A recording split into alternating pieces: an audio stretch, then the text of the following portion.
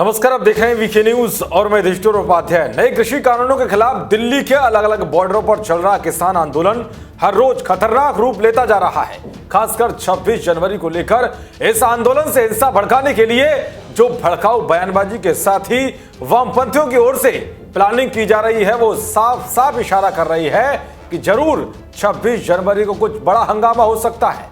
क्योंकि जिस तरह से आंदोलन धीरे धीरे उपद्रव की ओर बढ़ रहा है, इससे साफ लग रहा है कि वामपंथी ही इस तरह की स्थिति पैदा कर रहे हैं। और ये वामपंथियों की असल पहचान भी है कि वो धीरे धीरे ही आग में घी डालते हैं। इसके अलावा किसानों की आड़ में बवाल खड़ा करने की कोशिश करने वाली भीड़ इस फॉर्मूले पर काम कर रही है कि किसी भी तरह से किसान आंदोलन में एक बार गोली चल जाए और फिर यह मामला इंटरनेशनल मीडिया की हेडलाइन तक पहुंच जाए, जिससे सरकार की बदनामी हो सके और दिखाया जा सके कि सरकार किसानों पर जुल्म कर रही है।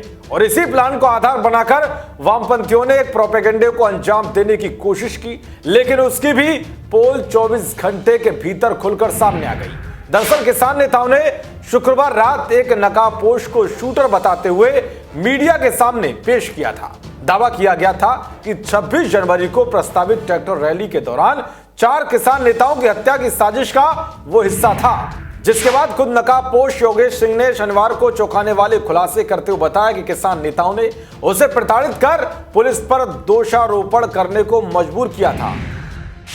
मैं सोनीपत का योगेश सिंह 19 तारीख को मेरे मामा का लड़का हुआ था। मैं वहां पे गया था। मैं दिल्ली डीटीसी बस में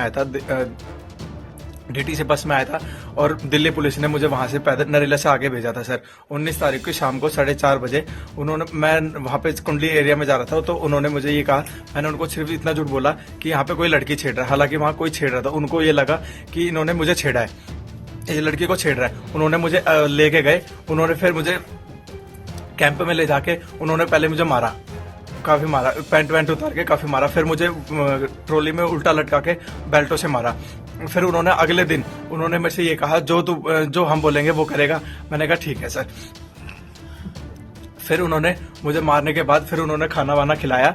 उन्होंने फिर ये कहा, हम जैसे जैसे बोलेंगे वैसे वैसे तुझे बोलना है। फिर उन्होंने मुझे रात को मारने के बाद दारू पिलाई। उन्होंने फिर मेरे से वीडियो बना के फिर मुझे अगले दिन वहां पे बिठाया। ठीक है, उन्होंने बोला जैसे जैसे हम बैठेंगे। मेरे साथ 4 लड़के और पकड़े गए थे। एक का नाम सागर था और एक का नाम मुझे पता नहीं है। सागर ने मुझे ये कहा था कि यार मैंने कुछ कर भी नहीं रखा, तब भी मुझे मारे। वो जैसे ना जैसे करके भाग गया था। फिर अगले दिन जैसे मैं उठा, उन्होंने मुझे ये बताया कि हमने तो उसको मार दिया, अब तेरे को छूटना है नहीं छूटना।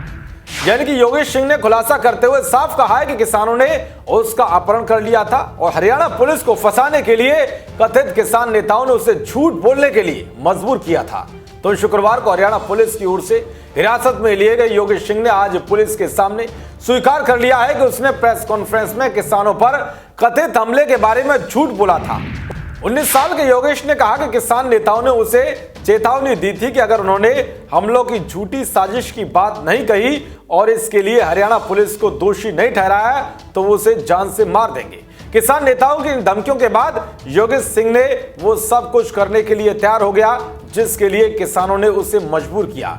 योगेश सिंह ने खुलासा किया है कि उसके मन में किसान विरोध या हरियाणा पुलिस के खिलाफ कुछ भी नहीं है। जानकारी मिली है कि किसान नेताओं ने अपने दावे को विश्वसनीय बनाने के लिए योगेश सिंह के फोन में उन 4 किसान नेताओं की तस्वीर भी डाली जिन्हें मारने की कथित नकाबपोश शूटर ने साजिश रची थी। हरियाणा पुलिस ने उसके मोबाइल फोन से 4 किसान नेताओं बलवीर सिंह राजेवाल, बलदेव सिंह सिरसा, कुलदीप संधू और जगजीत सिंह की तस्वीरें बरामद की हैं। सूत्रों के मुताबिक ये तस्वीरें किसान नेताओं की ओर से डाली गई थी जिन्होंने उसे प्रेस कॉन्फ्रेंस के दौरान झूठ बोलने की धमकी दी और प्रताड़ित किया। इसके अलावा शुक्रवार देर रात सिंगू सीमा पर प्रेस कॉन्फ्रेंस में नकाबपोश योगेश सिंह को मीडिया के सामने पेश करने के बाद किसान नेता उसे पुलिस के सामने पेश करने से हिचक रहे थे और इसके बजाय हरियाणा पुलिस से उसके खिलाफ कोई कार्रवाई नहीं करने की मांग कर रहे थे। उन्होंने पुलिस से तथाकथित किसानों के खिलाफ हमले की कथित साजिश करने वाले के लिए किसी तरह के कठोर कदम उठाने से मना किया, जिससे जाहिर हो गया था कि जरूर खिचड़ी पकाई गई है जिसकी पोल अब खुलकर सामने आ गई है। देश और दुनिया की तमाम खबरों को पाने के लिए देखते रहिए वीके न्यूज। नमस्कार।